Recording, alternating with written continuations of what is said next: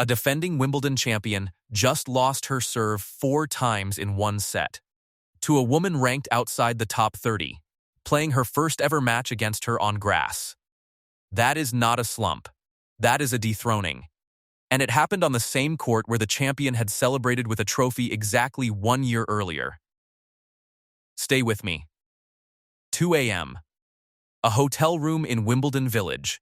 A 21-year-old is sitting on the edge of the bed, turning a white visor over in her hands. Stitched inside the brim, in Tagalog, is a single line. Once it grows, it cannot be stopped. She is not reading it. She already knows every letter by heart.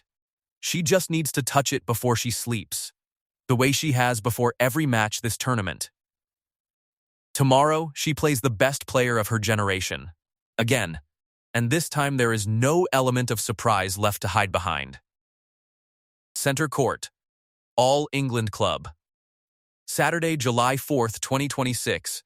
The grass is worn pale down the center of the baseline, a scar left by 2 weeks of championship tennis. 16,000 seats, filled early, the way they only fill for matches that matter.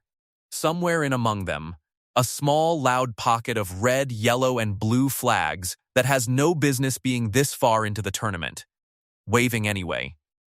Because the woman they have come to see is not supposed to still be here. This is Alexandra Eala's 3rd round, a round most players from the Philippines never see in their entire careers. She is the first in the country's history, male or female, to reach it. And across the net stands the reason nobody expected her to go further. Iga Świątek. 6 Grand Slam titles. The reigning Wimbledon champion.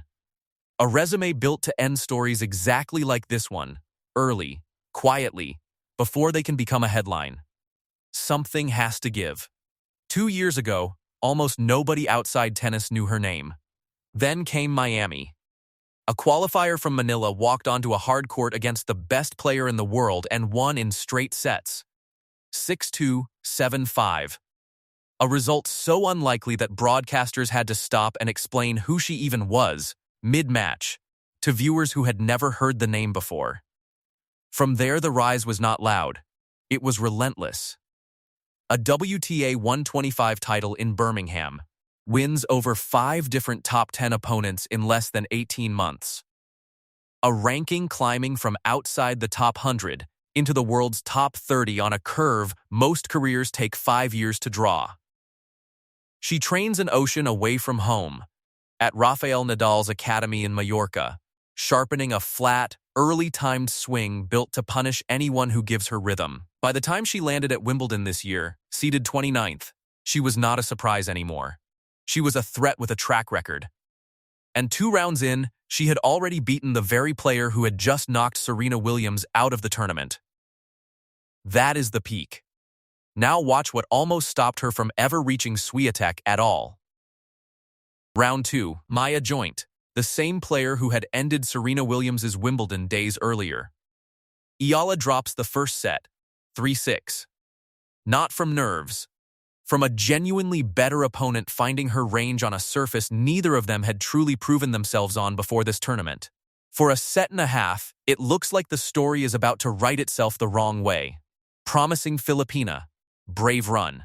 Respectable exit. See you next year. Then something changes. Not luck. Recognition.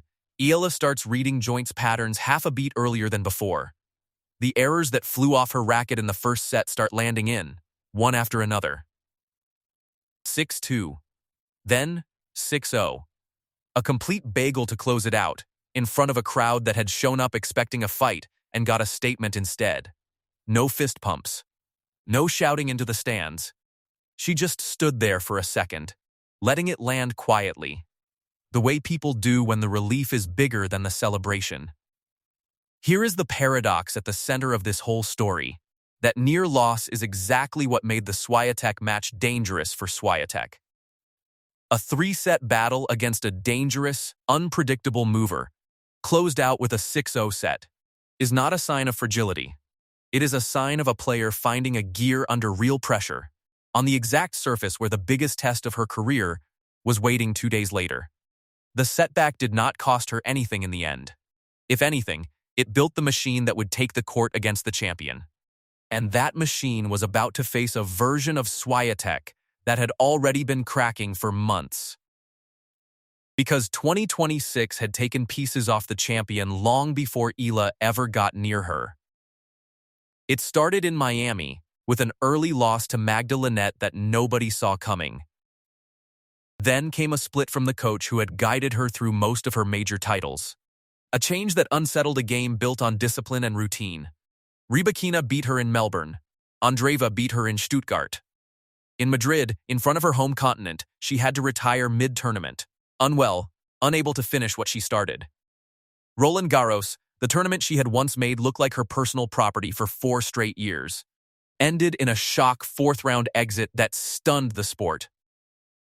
Bad Homburg added another loss on grass, the exact surface she was supposed to be defending a title on within weeks. By the time she walked onto center court against Eala, the fortress that had made her nearly unbeatable for 3 straight years had visible cracks running through it. And everyone paying close attention already knew it. 1-1 in the head-to-head coming into this match. Miami belonged to Eala, on hard courts, the upset that started it all. Madrid belonged to Świątek, in 3 tense sets on clay, her most natural home in the sport. Neither of them had ever played the other on grass. Not once, at any level. Grass was the one variable nobody could predict with any confidence. And grass, it turns out, is exactly where this rivalry stopped being fair to Świątek. Her forehand, the heaviest topspin shot in the entire women's game, a weapon that buries opponents under bounce and bend on clay, skids low and flattens out on grass instead of kicking up into their strike zone the way it is designed to. It loses its teeth on this surface, and everybody in tennis knows it. Eala's game does the opposite. She hits the ball early, flat, before it has time to do anything strange or unpredictable off the bounce. That is a natural fit for grass, not a lucky accident of timing. Add a left-handed serve that curves into angles right-handed players rarely train against, and a serve and volley approach she had been quietly sharpening all season on this exact surface. And you get a stylistic mismatch hiding inside what looked, on paper, like a simple ranking mismatch. Statistically, she even held a slim edge returning second serves coming into the match. On paper, it should have been close. On grass, it was a trap built specifically, almost surgically, for the champion. She was not the only elite name to fall on that grass that week either. Just an hour before Eala took her own final point, Elena Rybakina, a former Wimbledon champion herself and the tournament's second seed, was knocked out in straight sets by Belgium's Elise Mertens on court 1. 2 former champions gone in the same afternoon, on the same day, in the same round. The bottom half of the draw had cracked wide open, and almost nobody had predicted either result that morning. The match lasted 2 hours and 14 minutes.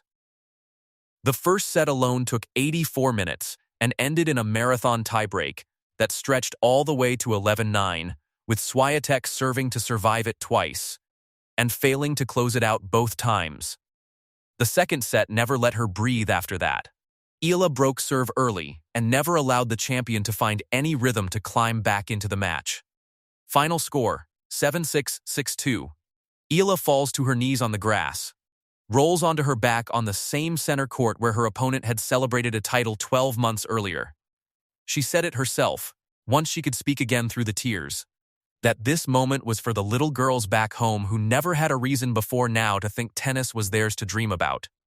The numbers tell the same story the eye already caught.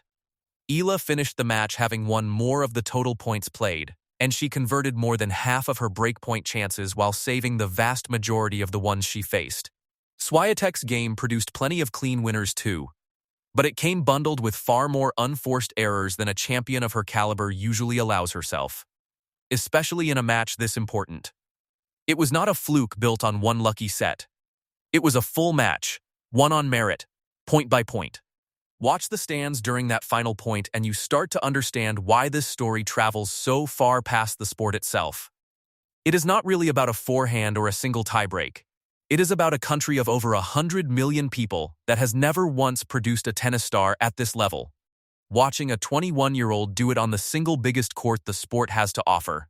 It is about being the underdog everyone reasonably expected to lose, and simply refusing to read the script that had already been written for her.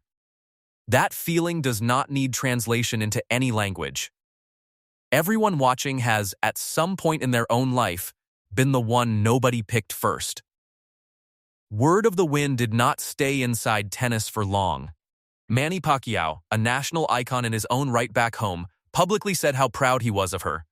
Billie Jean King, one of the most decorated names the sport has ever produced, posted her own praise within hours, calling Eala an inspiration to kids in the Philippines, and well beyond it. When legends from other generations, other sports even, stop what they are doing to acknowledge a third-round win, you know the story has already outgrown the scoreboard. And to be fair to the other side of this story, this was not a coronation. Świątek is still a six-time major champion who has walked into far scarier rooms than this one and walked back out the winner more times than almost anyone in the sport's history. She will be back, and probably soon. But for one Saturday afternoon in London, the fortress fell to someone still in the process of building her own. This is not the ceiling. This is the floor. Eala is 21 years old, ranked 32 in the world, and had never before played a second week of a Grand Slam tournament, until this one. Next up is Jasmine Paolini, a former Wimbledon finalist in the fourth round on Monday. A win there puts her into a Grand Slam quarterfinal for the very first time in her career. Keep this trajectory going through the rest of the season, and a top 20 ranking by December stops being a stretch and starts being simple math based on the points already on the board. Somewhere further down that same road sits a Grand Slam final with her name actually printed on it. Not guaranteed, not promised, but no longer something you would laugh off if someone said it out loud. A year ago, that sentence would have sounded like a joke told at her expense.